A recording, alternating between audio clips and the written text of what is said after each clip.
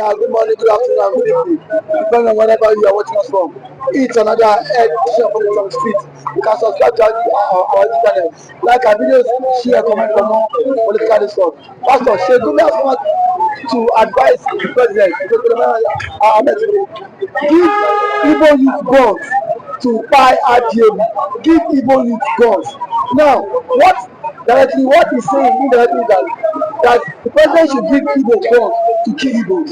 Now, what did Gumi tell President Bola Tinubu or Buhari then to give any guns to Kpai the Boko Haram? Pastor, how can you react to this? That is Igbophobia system, Igbophobia mentality, Igbophobia ideology. Sheik Gumi, did he supposed to be talking if Nigeria is a country that is working, if Nigeria is a country that know what they are doing, if Nigeria is a country that know the law, if Nigeria is a country that have a law, if Nigeria is a country that respect the law, if Nigeria is a country that know what constitution and the law is all about. If Nigeria is a country that regard the human right, Sheik Gumi doesn't supposed to be talking. He's supposed to be in jail by now. But yes, because he has been for a very long time now the negotiator between the terrorists and the government, and Nigerian government are giving him the room. Does it supposed to be so? Can you get that in Ghana? Can you get that in other countries? Listen and listen good. Sheik Gumi now is saying that they should give gun to the Igbo youth, that they should fight Ipob. Is Ipob a problem? Is Ipob the problem of Nigeria? Why not them give gun to all the Hausa youth to face Boko Haram, to face Iswap, to face Qaidas, to Nakawara or Rakawara is their name. You understand? Why not empower all of them, the youth, to face those ones? He didn't suggest that, but he suggested that they should give Igbos gun, the youth, so that they go fight Ipob. So Igbos should start to kill themselves. By the time they finish the remaining one, then the plans will come and clear. But Pastor, why are they gang up against? Then the hatred they have the Igbo. Do you know why? They are seeing Igbos as a threat because they cannot manipulate us. We know what they know. Yes, we know what they know, and we know what they know more than what they know. You understand me? Because nobody has ever heard it. It's only Igbo people that have already said it, and we have seen it, and we are the one that have been saying that they want to Islamize Nigeria. And when you come to the axis of that, it's only the Igbo that is yet now to accept Islam. Yorubas have admitted it. As I speak to you now, in Ekiti, Sharia have come to stay, which you know. You understand? But such a thing have never taken place in the East. Anyway, so these are the things, because we know what they know and we know where they are going to, and we stand against them. That is why you see them don't want Igbo's existence. So, and since you don't want Igbo's existence, let them go. Let them go. Yes, now. Everybody should go now. Do you think that the president would consent to that, to let the Igbos go? Excuse me.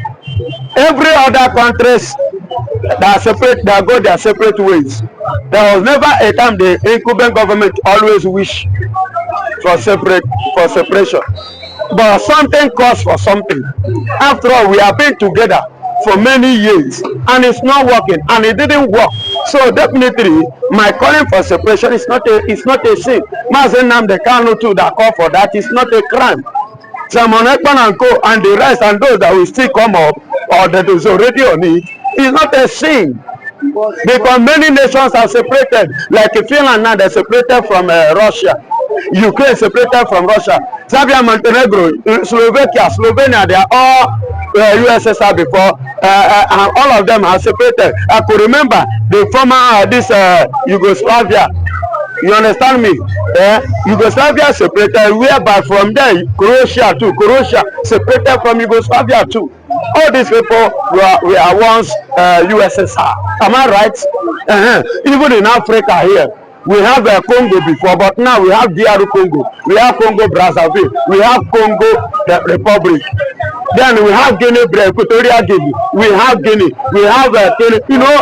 So what are we saying? But Pastor, in all of this, why have the government of Southeast not reacted? Why have they not come out to condemn what Gumi said? Are they scared of the Fulani hegemony? Are they scared of the Fulani oligarchy? Because in all of this, they have to have come out to condemn what Gumi said. What Gumi said was that indirectly that Igbos should kill Igbos. Now, do you know why they are not coming out to speak? They are the chief architect of the insecurity in the East. Pastor, that's the one allegation, sir. It is not one allegation. What did the Soludo say? Even if, because people believe why insecurity in the East was as a result of the unlawful detention of Nnamdi Kanu. Okay, and how to stop and to curb that insecurity. Let us negotiate or think on how to release Nnamdi Kanu so that the insecurity will stop. What did the Soludo say? He said releasing Nnamdi Kanu will not stop insecurity. Then who in the East? So who are the people behind it? That means they are the one. And two, let me tell you this: these Eastern governors, the why they are not speaking, because they are Fulani agents. They have promised them, and as you can see, their children is not in Nigeria. They are giving them, they are reaching an agreement for what they will do and what they will stand to benefit.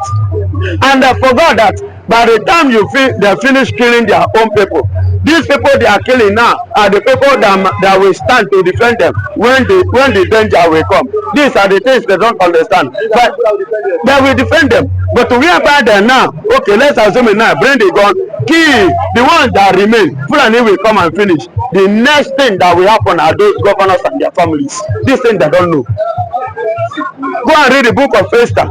There is a message Mordecai passed to Esther. You understand me? He said, don't think because you are in that position as a queen means that you have escaped. By the time you have finished your brothers, your family, you will be the next. And which is true. The only people that are defending the land that can stand to defend even them, the politicians, are these people that the politicians are looking down upon. Those people that the politicians intend to wipe. Are you getting it? Yes, they are the ones that will stand for them when the matter arises. But by the time they clear them, they will become empty. Then the Fulani will enter them. So Pastor, indirectly, are you saying that Gumi indirectly is trying to say that to tell the government to reduce the population of people? Yes. He has seen it that the way things are going, despite all their efforts, you understand, they see that these men, Igbos, stand strong. So the best way, listen and listen good. Do you know the kind of killing? They are throwing bomb in Imo State, in case you don't know. There is a man who came all the way from America. Him and his family they throw bomb and they kill them. In Imo State, there is one woman that was crying in Keke. This time I'm telling you, it happened like 2 weeks ago. Crying. The way 2 young guys were going, they just came and grabbed them. In Imo State. You understand? And butcher them. And when they butcher them, you must not shout. Because if you shout your own, you are in soup. But the kind of massive killing both in Anambra that is going on secretly. That's why I still stand upon all the security personnel that deploy in the East. Why all these things are happening? So those people should be questioned. And the kidnapping things. You understand? So that is why I say what I say. So when Gumi now succeed, Igbos facing themselves, the youth facing themselves, then the remaining one will not be able to withstand the multitude of the Fulanis that will be deployed. You know, the 60,000 Boko Haram that just, according to their statement, that repented, were deployed down to the east. You understand? And you know, if they not join two heads together, that's Igbo youth to finish that. So those people will not be able to operate. You understand? They will not be able to succeed. So they want to jump their head so that they will reduce it themselves by themselves Are you getting it? So the remaining one, those ones, we now finally conquer them. Then Islam, then with the Fulanis, jihadists will take over and dominate East. God bless you. Aisha Yusufu has taxed Imo State Governor, Enugu State Governor, Anambra State Governors. Stop blaming gunmen. You are the CEO of your state. You are the executive governor. Now, since you go to Abuja to collect money, then take responsibility for the insecurity in your state. What do you have to say about it? Now, thank you for that wonderful question. I think being the governor of the state, you have every power for you to make sure that see you get security votes from the federal government. By so doing so, what are the governors doing with this money? Stop coming out to tell the people that there is insecurity in my state and that unknown government have been killing. The government need to take action and put an end to all this and stop apportioning blames.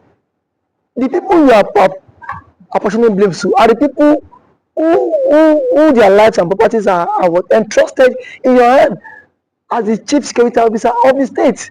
So for a governor to come and start telling people that see there is insecurity in my state, I think to me the governor need to stand up and then act now, because every now and then allocation is being shared for you, security vote is being given to you, and you have the mandate.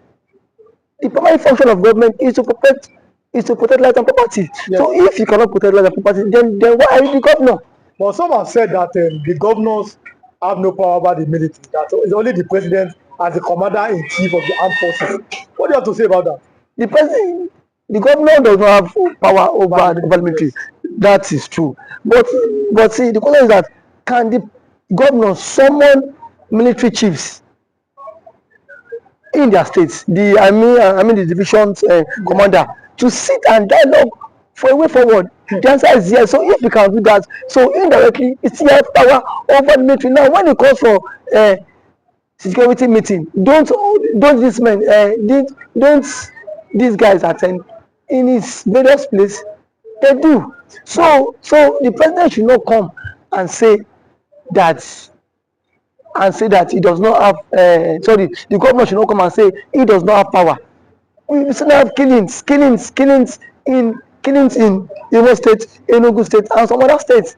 For how long can we continue in this path? The people are scared of their lives. The people cannot even access government, access those who they claim to be what? Electorate. We cannot access people that give us the mandate. So how long can they continue like this? So I think the government of these states on their own, they need to up their games. You must up your games as a governor if you don't want to be sacked come 2027. But there's always been this fear that the votes of Nigerians does not count, and that is why our elected officials are acting this way. That as soon as our vote is counting, they will sit up knowing that if I don't perform, no second term for me. Do you agree with that statement? Our vote does not count. I cannot say if our vote count or not, because I have not conducted any election. So what I'm to say is that people have lost confidence in the INEC. In the power. The reason why they've lost. You've lost confidence because so many persons have seen the case of Hope Uzodinma when he but reason best the court knows why he had to give it to him. But someone who came forth in the election was uplifted and then he came forth. So the court cited some reasons which Hope Uzodinma became the governor. Reason best known to them. I am not in a position to speak for the court. But one thing is that INEC needs to be the trust of Nigerians again. You saw what happened in last election. As allegedly reports, the results were changed in the IRF quarter. So I don't know how true that allegation is, but see, it has been going viral. So these are things INEC need to repose that confidence in the average Nigerian. And for the governors too, how much is being given to you on a monthly basis? If if you get money on a monthly basis, then why don't you make sure that these people who gave you the mandate to protect them, you can as well protect them too? Because the people cannot always be one-sided every time. The people need to benefit from dividends of democracy, and when they have to benefit from the dividends of democracy is by what? By inclusive governance. The people need to feel the government impact. Not every time you come on here and say on government has attacked the people, you come and start creating fear. These governments are even creating fear in the life of the ordinary man. We've seen the governor of Enugu State who has declared that Monday is no longer a sit-at-home in Enugu State. People are saying that you are seeing that as because you're the governor. Can you come and secure our lives? I mean, the other people, because you see this sit-at-home every Monday. Some are doing it maybe out of respect for nnamdikanu, but some are doing it out of fear. It is two ways. People are telling the governor, please find a way to secure that police cannot be everywhere. What do you think? Because sit at home every Monday, it might be affecting the economic activities in the southeast. What do you think that the governor can do, or the governors in the southeast can do? Thank you very much. I think sit at home every Monday is a commensurate to honor the Mazi Nnamdi, who has been in incarceration for 4 years now and still counting. But what I want to say is that when there is a conflict in the land, the president himself needs to address this issue of Kanu. Let Kanu issue be settled out of court. If what Kanu is the son of the president, as a son, you can go, you can have a different view or different ideology and philosophy from what your father had. But why can't you, as a father, have you reached out to Kanu himself? And what I felt that the president ought to have done was, why Kanu was in decision, go and meet, let them bring Kanu to you, DSS. Sit down with Kanu, have a round table discussion with him. But do you think that's possible? Because we saw Buhari could not freedom. Buhari is different. See, so, these are two different people. Yes. If you want the security apparatus cannot be everywhere, and these guys are what? Overstretched. Yes. These guys are also overstretched. So the president is the father of the nation. Yes. Since the president is the father of the nation, he should at least reach out to this guy, even to the Ohanes in Igbo. Whenever he will want to invite some Igbo politicians and some Igbo stakeholders to sit on a round table and discuss with Kanu. You have conditions, give him the conditions. Send it to him. Because you see, this is the only way this thing about marginalization can stop. And the truth of our matter is that the Igbos are heavily marginalized in the country.